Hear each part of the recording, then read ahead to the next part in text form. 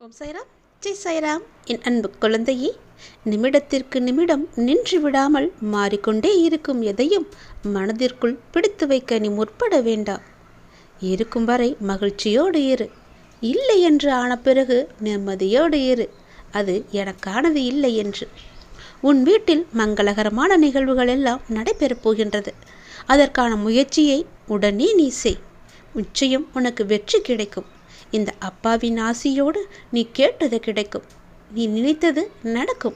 நீ மகிழ்ச்சியாக வாழப்போகின்றாய். உடனே அதற்கான ஏற்பாடுகளை எல்லாம் செய்.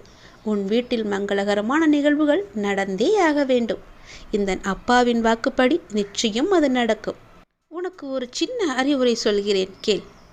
நான் என்கின்ற ஆணவம், அவனா என்ற பொறாமை, எனக்கு என்கின்ற பேராசை, இந்த 3 குணங்களுமே மனிதனை நிம்மதியாக வாழவிடாது. நான், அவனா, எனக்கு என்ற இந்த 3 வழிகளையும் நீ ஞாபகத்தில் வைத்துக்கொள். இது உன்னிடத்தில் இல்லை என்றால் நிச்சயம் உன் வாழ்க்கை நிம்மதியாக இருக்கும்.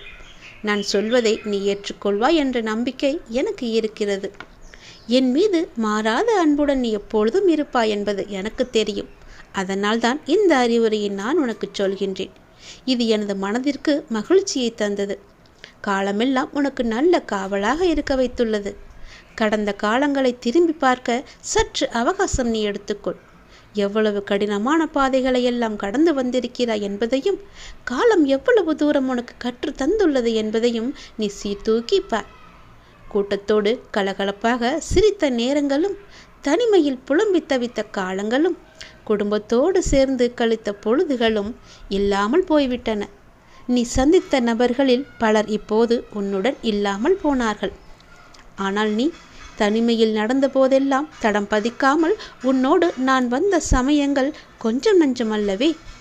நீ நடந்து வந்தபோது பாரத்தை சுமந்து இருந்தாய். உறுதியுடன் நான் காப்பாற்றினேன். சோதனையின் போது உன்னை புடமிட்டு உன் நம்பிக்கையை திடப்படுத்தினேன். இத்துடன் நீ ஒளிந்து விடுவாய் என உனக்கு விரோதமாக பேசினார்கள். நானோ உன்னை அவர்கள் கண்கள் முன்பாக உயர்த்தி நன்மைகளை செய்ய வைத்தேன். கடனில் மூழ்கி விடுவாய் என்றார்கள். உன் கடனை எல்லாம் மீட்டு நான் விழித்து கொண்டிருக்கிறேன், உன்னை கடனில் இருந்து வீழ்க்க. துன்பக்கடல் உன்னை மூழ்கடிக்க துணிந்த போது நானே கை நீட்டி உன்னை கரையேற்றினேன். சத்குருவாக, நல்ல அப்பாவாக. தனிமையாக இருந்தபோது உனக்கு வீடு வாசல் உறவு என வாழ்க்கை கொடுத்தேன்.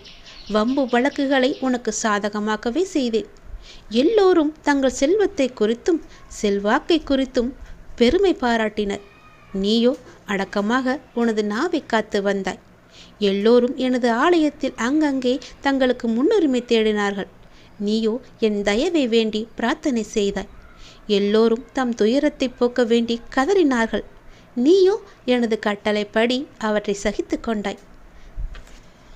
நான் நன்மை செய்யும் நாளுக்காக காத்திருந்தாய். உன் கண்ணீரின் அளவை நான் அளந்து பார்த்து அதற்கு ஏற்ற நியாயத்தை செய்தேன். என்னை நம்பி உன்னுடைய பொழுதை கழித்து வந்தாய். நானும் உன்னுடன் இருந்து உன்னுடன் பொழுதை கழித்து வந்தேன்.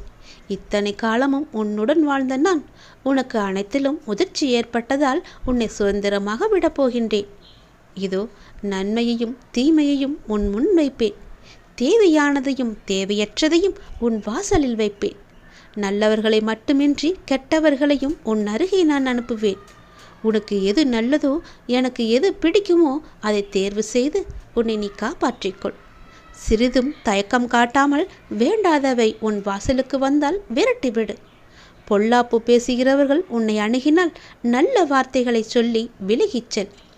இப்படியே நன்மைக்கு நன்மை செய்து தீமை வரும்போது அதற்கு விலக்கி சொல்வதை வழக்கமாக வைத்து கொண்டால் நான் உன்னை விட்டு ஒருபோதும் விலகிச் செல்ல மாட்டேன். அன்பு குழந்தையே, நீ நினைக்கும் அனைத்துமே இனி ஒவ்வொன்றாக நடக்கத் தொடங்கும்.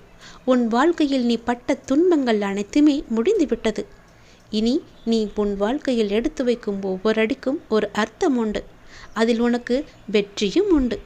இந்த அப்பாவின் மீது உனக்கு நம்பிக்கை இருந்தால் நான் சொல்வதை முழுமையாக ஏற்று அதன்படி நீ வாழ்வாய். நிமிடத்திற்கு நிமிடம் ஒவ்வொரு வாழ்க்கையும் மாறிக்கொண்டே இருக்கின்றது. அது நின்று விடாமல் மாறிக்கொண்டே இருக்கும். எதையும் மனதிற்குள் பிடித்து வைக்க நீ முற்படாதே. போகிற போக்கில் போய்கொண்டே இருக்கட்டும்.